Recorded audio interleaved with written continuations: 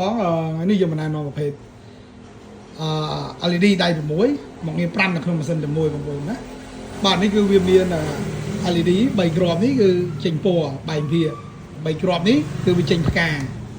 បាទនេះគឺ LED រត់បណ្ដេញមានក្បាច់មានអីច្រើនមានផ្ទះ2គ្រាប់ laser 2គ្រាប់ក្រហមបៃតងអញ្ចឹងសរុបមកងារវាទាំងអស់គឺ5នៅក្នុងម៉ាស៊ីនតែមួយណាបាទហើយវាមកជាមួយបែបនេះជើងរបស់វាហើយជាមួយនឹងតេឡេអញ្ចឹងយើងអាចបញ្ជានៅលើតេឡេដើម្បីបដូរក្បាច់បដូរវាបានណា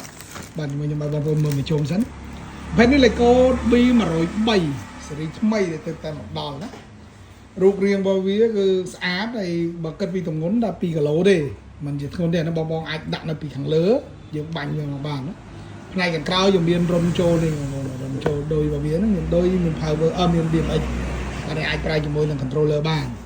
បើយើងអត់ចង់ប្រើ controller យើងប្រើតែនេះទៅក៏បានដែរប្រើតែ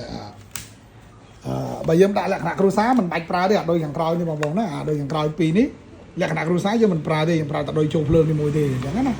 បាទហើយខ្ញុំឲ្យបងប្អូនមើលរូបរាងរបស់វាអញ្ចឹងបានច្បាស់ស្អាតបាទប្រភេទនេះគឺពីមុនយើងមានដៃ4ដៃ4តួវាទូដែរតែដៃ4តែឥឡូវអានេះតួទូចទេតែដល់ដៃ16អញ្ចឹងបើនិយាយពីភ្លឺគឺវាភ្លឺជាងក្បាច់វាស្អាតជាងចឹងបងប្អូនអាចចាំមើលចុងវីដេអូខ្ញុំនឹងដាក់ក្បាច់ភ្លើងឲ្យមើលណា